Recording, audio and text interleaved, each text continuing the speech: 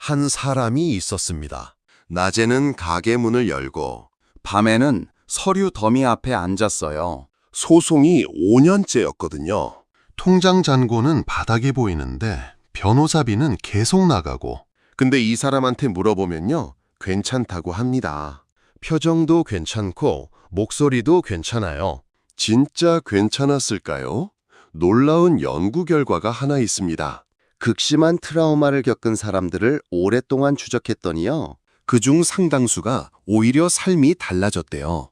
대인관계가 깊어지고 자기 강점을 새로 발견하고 삶 자체에 감사하게 됐다는 겁니다. 고통을 겪은 뒤에 무너지기만 하는 게 아니라 어떤 사람들은 그 안에서 자기도 몰랐던 힘을 끌어올리더라는 거죠. 이걸 심리학에서는 외상 후 성장이라고 부릅니다. 근데 여기서 핵심은 이겁니다.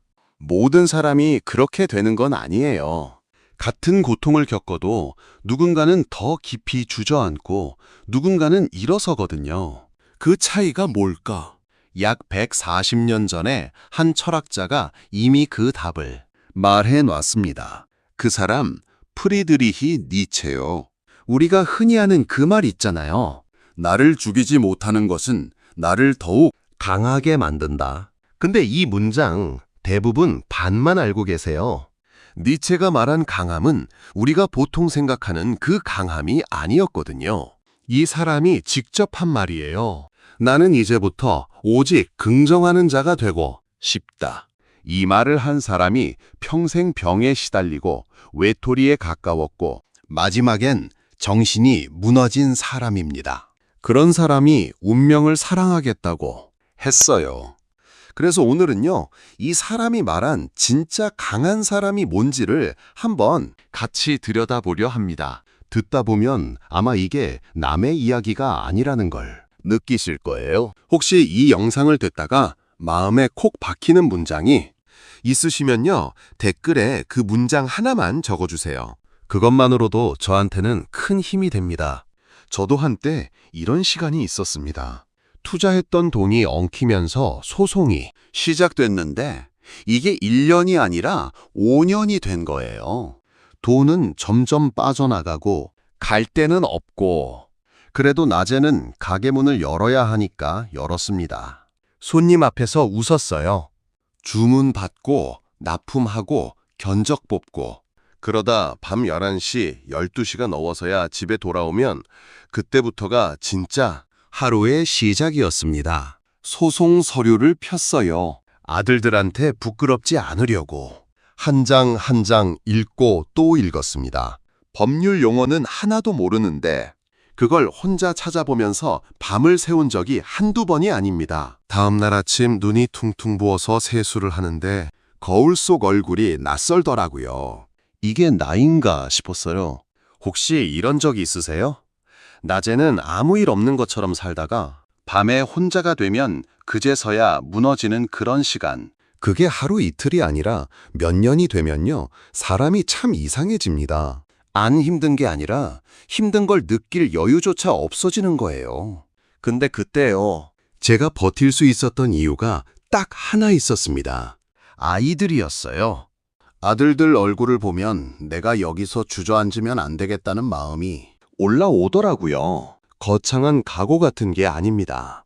그냥 밥상 앞에 앉은 아이들 뒤통수를 보면서 한 번 더 해보자. 그게 전부였어요. 사람을 일으키는 건 대단한 결심이 아니라 그냥 눈앞에 있는 한 사람의 얼굴이더라고요. 아마 지금 듣고 계신 분들도 그런 얼굴 하나쯤은 있으실 겁니다. 그 얼굴이 있었기 때문에 여기까지 온 거예요. 근데 이 이야기를 왜 드리느냐면요, 이런 마음, 겉에서는 절대 안 보인다는 겁니다. 사람 마음이라는 게 참 묘하지 않습니까? 겉으로는 단단해 보이는데 속은 엉망인 경우 생각보다 훨씬 많거든요. 저도 그랬습니다. 주변에서 형은 멘탈이 강하다, 사장님은 대단하다 그런 말을 하면요, 속으로는 웃긴 거예요. 강한 게 아니라 강한 척하는 데 익숙해진 것뿐인데 누군가의 말 한마디에 하루 종일 속이 뒤집힌 적 있으시죠? 별것 아닌 말이에요.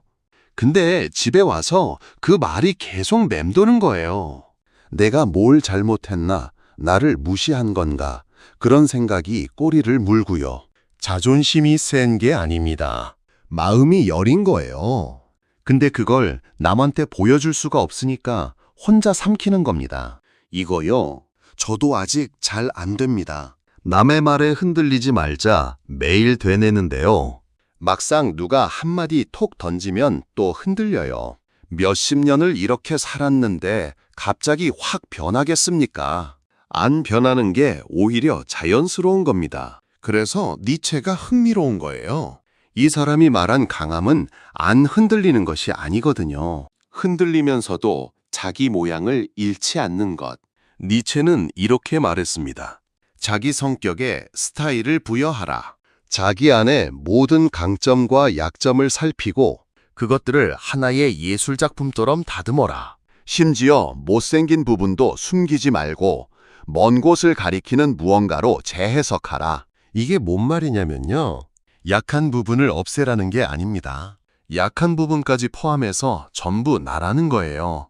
그걸 인정하고 자기 방식으로 엮어내는 것. 그게 이 사람이 본 강함의 첫 걸음이었습니다. 근데 이 강함이라는 게 처음부터 완성된 형태로 오는 건 아닙니다. 마음속에도 단계가 있어요. 니체가 차라투스트라에서 아주 재밌는 비유를 하나 썼거든요. 인간의 정신이 3번 변한다고 했습니다. 낙타, 사자, 그리고 아이. 낙타부터 볼게요. 낙타는 짐을 지는 동물이잖아요. 견뎌라, 참아라, 내 의무를 다해라. 이런 말을 등에 지고 묵묵히 사막을 걷는 겁니다. 우리 대부분이 여기 있어요. 가족을 위해, 직장을 위해, 체면을 위해 짐을 지고 걷는 낙타. 이게 나쁜 건 아닙니다. 짐을 질 줄 아는 것도 분명 힘이에요. 근데 낙타 상태로만 평생 살면요. 언젠가 무릎이 꺾입니다. 그때 나오는 게 사자예요. 사자는 아니요라고 말하는 존재입니다. 왜 나만 참아야 해? 이건 아니잖아. 내 인생은 내 거야. 이런 포효를 내지르는 단계요. 남이 정해준 규칙에 되고 거부합니다를 선언하는 겁니다. 근데요, 니체가 여기서 끝내지 않았어요. 사자 다음에 오는 게 아이입니다. 니체가 이런 말을 했거든요. 사람의 성숙이란 어린 시절 놀이에서 가졌던 진지함을 되찾는 것이다. 아이는 새로운 걸 만들어내는 존재예요. 과거의 짐도 내려놓고 분노도 지나가고 그 다음에 오는 게 순수한 창조. 내 삶을 내 손으로 새로 그리는 단계입니다. 여기서 하나만 여쭤볼게요. 지금 본인은 어디에 가까우세요? 아직 짐을 지고 걷는 낙타인가요? 이건 아니야 라고 소리치기 시작한 사자인가요? 혹시 아이의 단계까지 가신 분도 계실까요? 정답은 없습니다. 다만 지금 내가 어디 있는지를 아는 것, 그것만으로도 의미가 있어요. 재밌는 건요, 동양에서는 이걸 정반대로 봤다는 겁니다. 노자는 도덕경에서 이렇게 말했어요. 부드러운 것이 강한 것을 이긴다. 니체가 위로 올라가라, 극복하라고 했다면 노자는 물처럼 낮은 곳으로 흘러가라고 한 거예요. 같은 강함이라는 주제를 놓고 동양과 서양이 완전히 다른 방향을 가리킨 겁니다. 어쩌면 진짜 강함이라는 건 하나의 정답이 아니라 자기한테 맞는 방향을 찾는 거일 수도 있겠다는 생각이 들더라고요. 근데 이게 그냥 옛날 사람들의 생각으로만 끝나는 게 아닙니다. 현대 심리학이 이걸 실제로 증명해냈거든요. 아까 처음에 말씀드린 외상 후 성장 연구를 좀 더 뜯어보면요. 트라우마 이후 사람들이 변하는 영역을 5가지로 나눴습니다. 하나, 대인관계가 깊어진다. 둘, 전에는 안 보이던 새로운 가능성이 보인다. 셋, 자기 안에 있는 강점을 발견한다. 넷, 정신적으로 성숙해진다. 다섯, 삶 자체에 감사하게 된다. 이 5가지가요. 한국에서도 똑같이 확인이 됐어요. 한국심리학회에서 이 척도를 한국어로 번안해서 검증했는데 한국인들한테도 동일한 5가지 요인이 나타났습니다. 이 결과를 처음 봤을 때요, 좀 멈칫했습니다. 고통이 사람을 바꾸긴 바꾸는구나. 근데 무조건은 아니고 뭔가 조건이 있구나. 그 조건이 뭘까를 찾아봤더니요.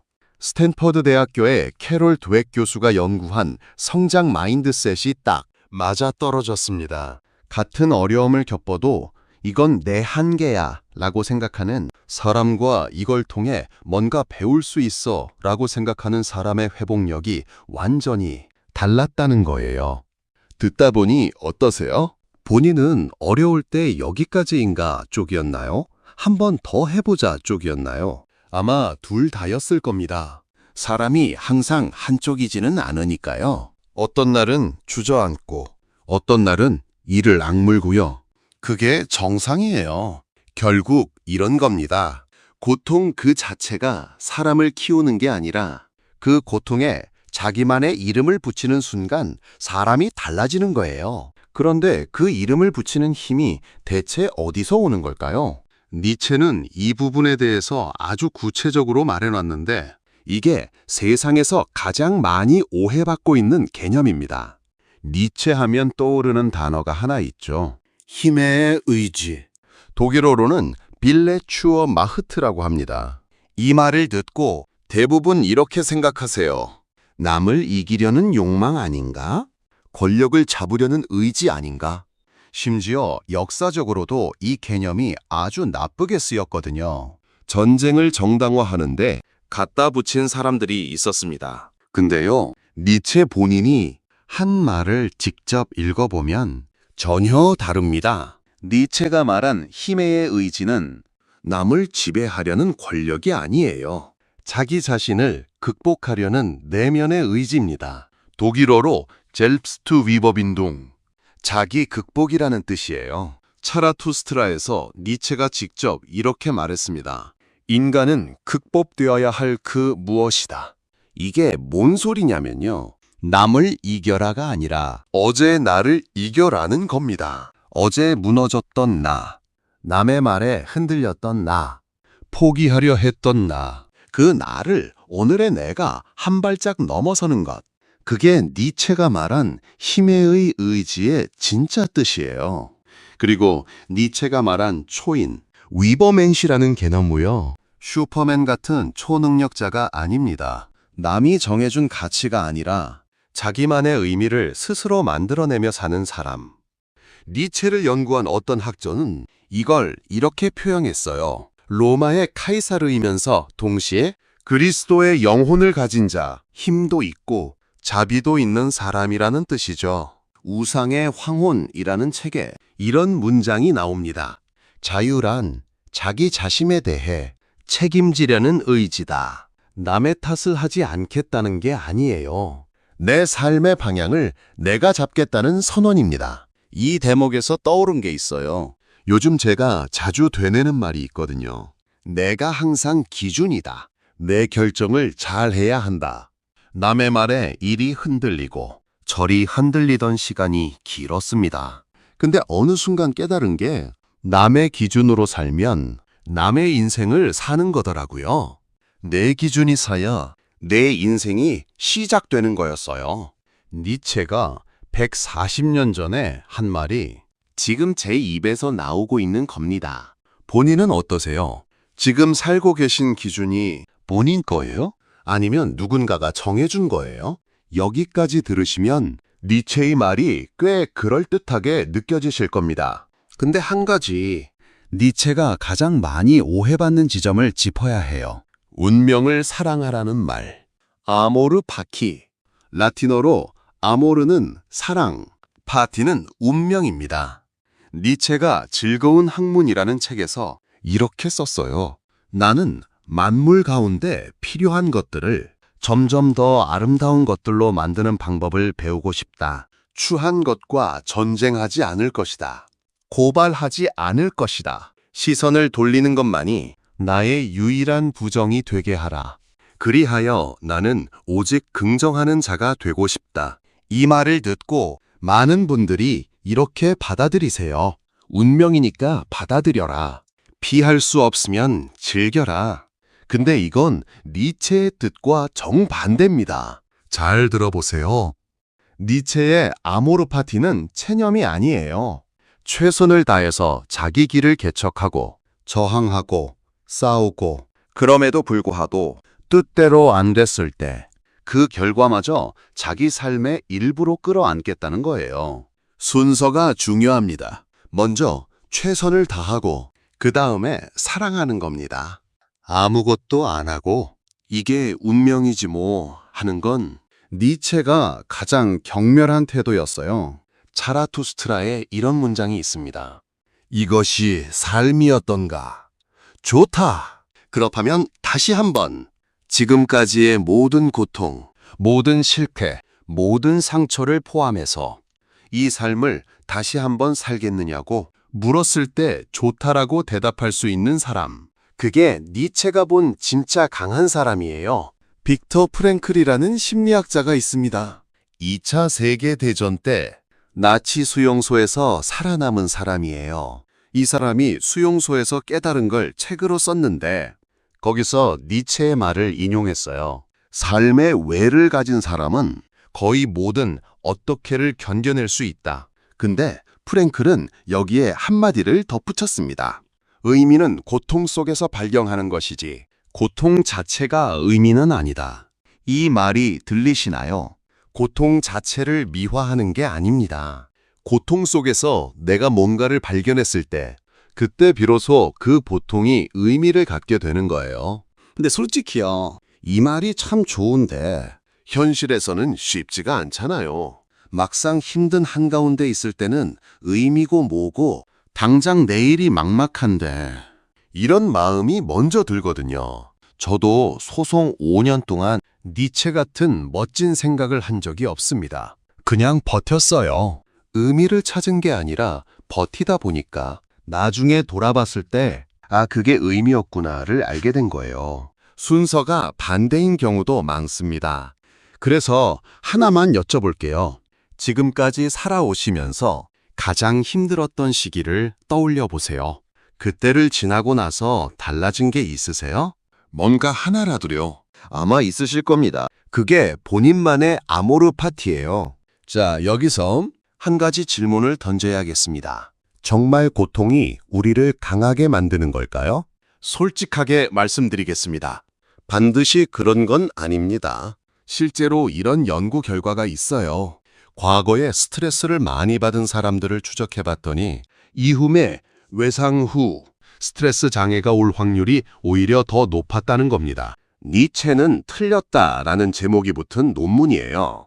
고통을 겪었으니 자동으로 강해지는 게 아니라는 거죠. 그리고 재밌는 건요. 니체와 비슷한 시대에 활동했던 스토아 철학자들, 세네카나 에픽테토스 같은 사람들의 말도 비교해 볼 만합니다. 이 사람들은 통제할 수 없는 것을 받아들여라고 했거든요. 니체는 거기서 한 발 더 나갔어요. 받아들이되 그것마저 사랑하고 넘어서라. 근데 니체 본인은 스토아 철학을 상당히 비판했습니다. 쉽게 말해서 체념하고 받아들이는 건 약한 사람의 대처법이라고 본 거예요. 그런데 2020년에 나온 또 다른 연구에서는 이런 지적도 있었습니다. 외상 후 성장이라고 말하는 게 정말 실제 변화인 건지 아니면 본인이 나는 성장했다고 믿고 싶은 마음에서 나온 착각인 건지를 구분해야 한다는 거예요. 단순히 고통은 곧 성장이라는 공식은 위험하다는 겁니다. 이 부분을 읽으면서 잠깐 멈췄습니다. 그러면 뭐가 맞는 것이? 고통이 강하게 만드는 거야? 아닌 거야? 니체가 맞아 틀려? 정답을 말씀드리자면요. 둘 다입니다. 고통 자체는 사람을 강하게도 약하게도 만들어요. 갈림길은 딱 하나예요. 그 고통에 내가 의미를 부여했느냐, 안 했느냐. 니체가 말한 것도 결국 이겁니다. 고통을 찬양한 게 아니라 고통 앞에서 의미를 만들어내는 태도를 찬양한 거예요. 그래서 마지막으로요. 그러면 어떻게 하라는 건데? 이 질문에 답을 드려야겠죠. 제가 여러 연구와 니체의 말을 쭉 살펴보면서 느낀 게 있어요. 진짜 강한 사람의 공통점은 세 가지였습니다. 하나, 자기 약함을 숨기지 않습니다. 강한 척하지 않아요. 나 지금 힘들다를 인정할 줄 아는 게 첫 번째예요. 니체가 말한 자기 성격에 스타일을 부여하라가 이겁니다. 못생긴 부분을 잘라내는 게 아니라 그것까지 포함해서 나라고 인정하는 것. 남의 기준이 아니라 자기 기준으로 삽니다. 니체가 말한 자유란 자기 자신에 대해 책임지려는 의지가 이거예요. 남이 뭐라 하건 내 결정의 주인은 나여야 한다는 겁니다. 주변에 묵묵히 자기 일에 최선을 다하는 분 있으시죠? 남이 알아주든 말든 화려하지 않아고 그냥 매일 자기 자리에서 성실하게 사는 사람. 저는 그런 분을 볼 때마다 저게 진짜 강한 거다라고 느낍니다. 셋. 고통에 자기만의 이름을 붙입니다. 이건 내가 아이들을 위해 버티는 시간이다. 이건 내가 내 삶을 되찾는 과정이다. 고통을 없앨 수는 없어요. 근데 그 고통이 왜 지금 내 앞에 있는지를 자기 말로 설명할 수 있을 때 사람은 무너지지 않더라고요. 이걸 알아보면서 느낀 건요. 니체가 말한 강함이 결국 엄청난 게 아니었다는 겁니다. 오늘도 가게 문을 열고 밤에는 고민하고 내일 아침에 다시 일어나는 것. 그게 니체가 말한 아모르 파티이고 그게 진짜 강한 사람이에요. 니체가 이렇게 말했잖아요. 원한의 감정은 약함에서 태어나며 약한 자 자신에게 가장 큰 해를 끼친다. 남을 원망하는 마음, 세상을 탓하는 마음.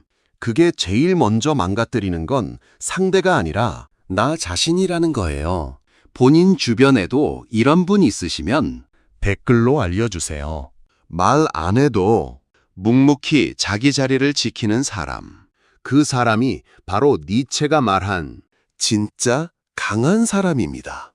자, 오늘 이야기를 마무리하겠습니다. 오늘 가장 드리고 싶었던 말은 이겁니다. 진짜 강함은 안 무너지는 게 아니에요. 무너지면서도 자기 모양을 잃지 않는 것. 그리고 무너진 자리에서 자기만의 의미를 하나 주워 올리는 것. 그게 니체가 평생을 걸고 말하려 했던 겁니다. 처음에 말씀드렸던 그 사람 기억나시죠?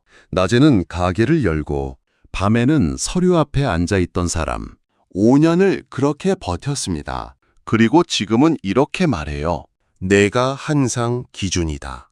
남의 말에 흔들리지 않겠다. 그 사람이 어느 날 갑자기 강해진 게 아니에요. 5년 동안 매일 조금씩 자기도 모르게 강해진 겁니다.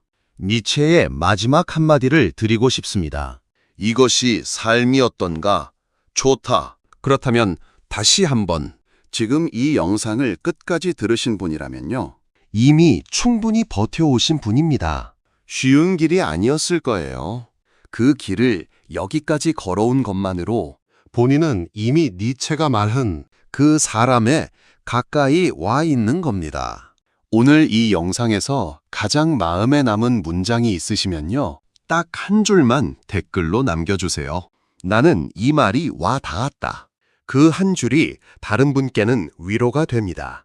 이런 이야기가 계속 듣고 싶으시면 구독과 좋아요 한번 눌러주세요. 다음에는 니체와 정반대로 말한 노자의 이야기를 한번 풀어보려 합니다. 부드러운 것이 정말 강한 것을 이길 수 있는지 그 이야기도 꽤 흥미로울 거예요. 저는 위대한 생각들이었습니다.